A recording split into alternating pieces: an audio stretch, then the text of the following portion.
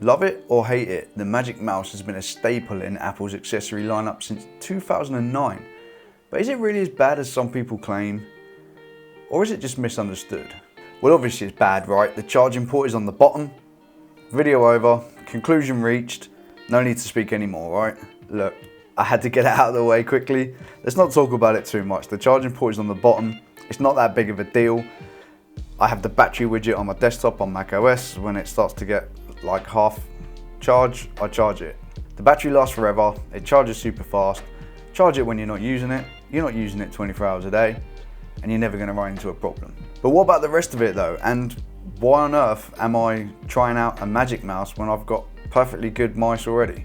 Well, as some of you will know, earlier this year I got my first ever Mac machine. I've been a PC user all my life. I got an M3 Pro MacBook Pro, and with having a MacBook for the first time, I immediately fell in love with the trackpad gestures. Then I started using the MacBook in dock mode with my normal mouse, and I immediately found myself missing those gestures. And I didn't really feel like I wanted to make that switch to the Magic trackpad at my desk. It felt weird to me at the time. I might be contemplating it now, but it was a lot of money. I didn't know what else to do. So I got my eyeliner out and I put on my Cradle of Filth t-shirt, and I went down to everybody's favorite UK used hardware retailing store, CEX. And I grabbed myself a used Magic Mouse, and here it is. Now, being used, I missed out on that pleasant Apple unboxing experience that you get. But my first impressions after cleaning it a lot, couldn't you have cleaned it, CEX? Like, even a little bit, like a alcohol wipe, anything?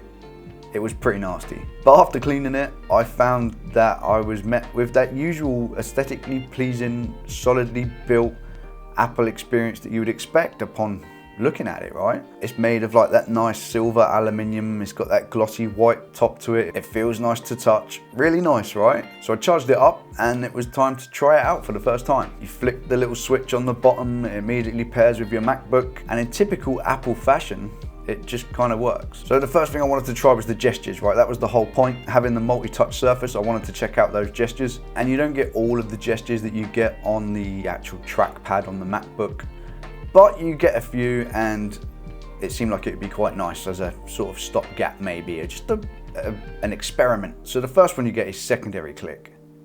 That means right click. That means you can right click. Not a feature, sorry Apple, not a feature. The second one was scroll, and while you can do that with any mouse nowadays with a scroll wheel, it's not the same. It's really not the same. Scrolling with the Apple Magic Mouse is so smooth, so satisfying. The inertia aspect to it, like the harder you flick your finger, the further it scrolls. You can go left to right, up and down. It feels nice, it feels like the trackpad. Love it. The next one's Smart Zoom. You double tap on the mouse and it zooms into whatever your mouse cursor is hovering over. So if there's an image on a website, for example, double tap on the top of the mouse and it will zoom into it, double tap again and it zooms back out to the full web page. Handy, don't really use it that much, but yeah, nice. Then you've got mission control, which normally you would swipe up with multiple fingers on the trackpad to use. On the Magic Mouse, you double tap with 2 fingers, brings up mission control. Double tap with 2 fingers takes away mission control. Super handy. I don't really use mission control that much. I'm like a command tab type person more than anything, but it's nice to have when you need it. When there's a window, you can't find it, but you know it's open. Double tap on the mouse, mission control. Awesome. Then you've got the 2-finger swipe, which allows you to swipe between full screen apps. Now, when I'm using the MacBook as a laptop, that's a gesture I find myself using quite a bit because I've got one screen, right? So if I'm video editing on it, which I have done quite a bit of, to be fair, just chilling on the sofa, doing rough cuts, whatever, I can have Resolve full screen, I can have everything else on the other screen or multiple screens, whatever, and I swipe between the full screen apps. Now, on a desktop, I don't really use it that much because I've got multiple monitors, but it's nice to have if you do use full screen apps. If you've got one monitor, nice feature. Again, don't really find myself using it that much, to be fair. And the last one that I use all the time and that I really missed from the MacBook was swipe between pages. So if you're navigating on a browser, for example, you can swipe back or forward on the mouse with one finger and it will go back on a page or forward a page. Something on my old mouse, I would do that with the thumb buttons being back and forward, right? But there's something satisfying after coming from the trackpad about being able to swipe left or right from the mouse and it goes back or forward a page on your browser, or it works on lots of other applications too, not just the browser. But yeah, that's a really good one and it's probably the one I use the most. And that's all you get really on the Magic Mouse. But really, honestly, the swiping back and forward and the scrolling up and down on web pages, that like sells it to me, and especially video editing too, being able to scroll up, down, left, right, just by moving on the thing and the inertia. It really is game changing compared to just using a normal mouse with a normal scroll wheel. Gestures aside, I thought, let's do what mice are meant to do, right?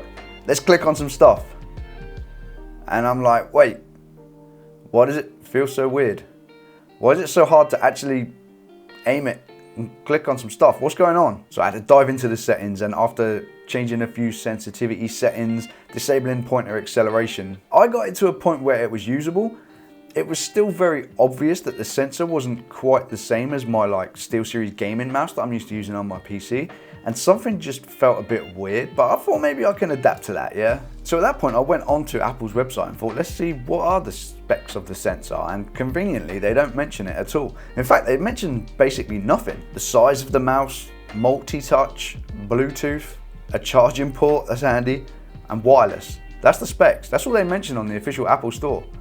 That's the specs. No mention of DPI, no mention of anything really. So I had to dig a little bit deeper and found a few articles that mention that it's actually a 1300 DPI mouse, which shouldn't be that bad, right? I have a SteelSeries gaming mouse and I use it at 1600 DPI. I never use it. It can go way higher, but I don't use it that high. So what's going on here? Why does it feel so weird? Is it just Mac OS? What's up? So after reading some articles where they've done some testing and stuff, it seems like a really low polling rate mixed with some sort of tracking inaccuracies are what is making it feel weird. There seems to be quite a lot of variability in the accuracy of the tracking, and the polling rate, I think it's like 90 Hertz or something, and it just makes it feel low, especially on a high refresh rate monitor. But maybe I can adapt to that, right? Maybe it's not a big deal. You know, after all, the gestures, the scrolling feels good. It feels so good. It feels so, wait, what's that feel? My hand hurts. What's going on? Ow, why are my fingers cramping so much? That's what happened next. I mean, I've heard of claw gripping a mouse, but this thing was literally turning my hand into a claw. What were they thinking? Did anybody at Apple actually use this mouse for more than 30 seconds before they started selling it? Within minutes of starting to use the mouse, like literally a few minutes, I'm starting to wonder, like, did I just buy a new computer peripheral or did I buy some sort of torture device? It hurts so bad. So then I think, oh, it's Apple after all, right? Maybe I'm just holding it wrong. Maybe I need to hold it looser. Maybe I need to hold it tighter. Maybe I need to hold it at a funny angle. Maybe I need to perform some sort of interpretive dance while I'm using the mouse to make sure that it's comfortable. Maybe I need to do a 20-minute warm-up routine before I actually sit down at my desk. What's going on here? This is painful. But my efforts were futile. And that is why the Magic Mouse really is bad. Like, it's a product you're supposed to hold in your hand for like extended periods of time sometimes, right? And that's the very thing that it fails at the most. I just can't do it, and I tried for weeks.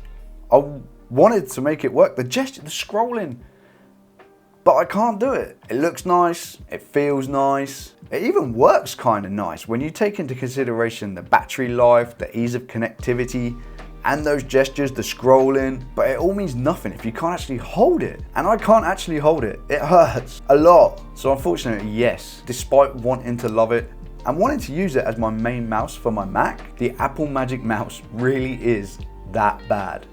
A fundamental failure. And no, I'm not sticking lumps of silicon on it or throwing 3D printed accessories at a £100 mouse to try and make it feel comfortable. That's ridiculous. So don't bother mentioning it in the comments. But do tell me what you think about it yourself if you've tried it. And do tell me if I should get a Magic trackpad instead. I know there's people out there that say it's like super comfortable and they love it and they use it for years, but maybe it's just me. Maybe it's my hands. Maybe it's the size of my hand. I've got quite small hands. Like, I feel like bigger hands would be even worse. My hands are quite tiny. I don't know, but there's not much more I can say. I can't use it. It's not for me. And it's a real shame because it could be so good.